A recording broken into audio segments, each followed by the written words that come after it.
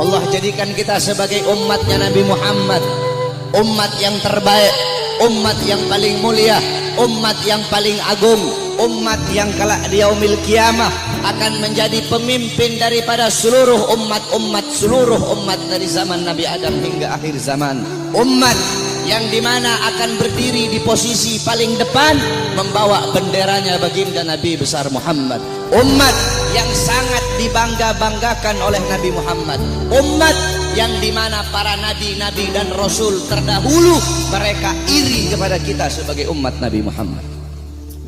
Dalam kitab Nashihul Ibad, Al-Imam Ibnu Hajar Al-Asqalani dijelaskan bahwasanya Nabi Allah Adam alaihi salam, beliau berkata, aku iri kepada umat Muhammad. Aku iri kepada umat Muhammad. Kenapa? Karena Allah memberikan kepada mereka 4 macam kemuliaan yang tidak pernah Allah berikan kepadaku, tapi Allah berikan kepada mereka. Apa 4 macam kemuliaan yang Allah berikan untuk kita tapi tidak Allah berikan kepada Nabi Adam? Yang pertama, kata Nabi Adam alaihissalam, Allah menerima taubatku ketika aku berada di kota Mekah saja, tidak di kota-kota yang lain. Tetapi bagi umat Nabi Muhammad, dimanapun mereka bertaubat, Allah terima taubatnya. Ketahui saudara-saudara, Nabi Allah Adam ketika Allah keluarkan dari sorga, itu Allah turunkan di India, di bawah kaki gunung Himalaya. Siti Hawa Allah turunkan di Jeddah, Iblis Allah turunkan di Basrah. Selama 450 tahun Nabi Adam bertaubat, taubat beliau belum diterima oleh Allah Subhanahu wa Ta'ala. Ketika beliau berada di kota Mekah, baru taubat beliau diterima. Itu pun karena beliau membawa namanya baginda Nabi besar Muhammad.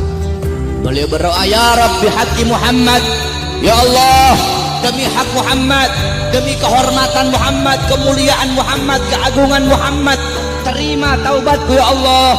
Wa qala Allah ya Adam, kaifa arafta Muhammad wa lam ahlagahu? Wahai Adam, dari mana kau mengetahui wujud Muhammad sedangkan aku belum ciptakan wujudnya Muhammad? Bala Adam ya Rabb, innaka lama khalaqtani rafa'tu ra'si wa ra'aitu ala qawaimil arsy maktub la ilaha illallah Muhammadur Rasulullah.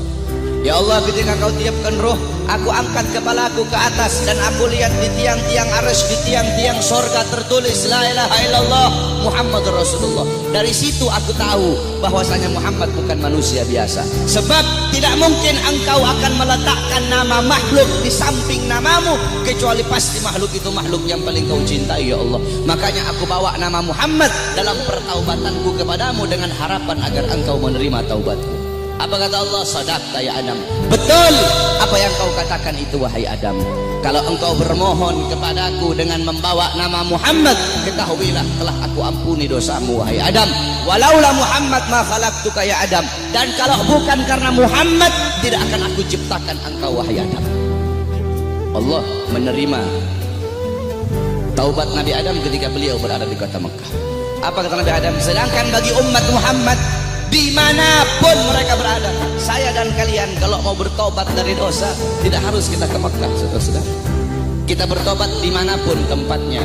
Taubatan nasuha, menyesali perbuatan dosa, tidak mengulangi perbuatan dosa, itu taubat kita diterima oleh Allah. Sedangkan kata Nabi Adam, tapi aku hanya di kota Mekah, tidak di tempat yang lain. Sedangkan umat Muhammad dimanapun mereka bertaubat, Allah terima taubat mereka.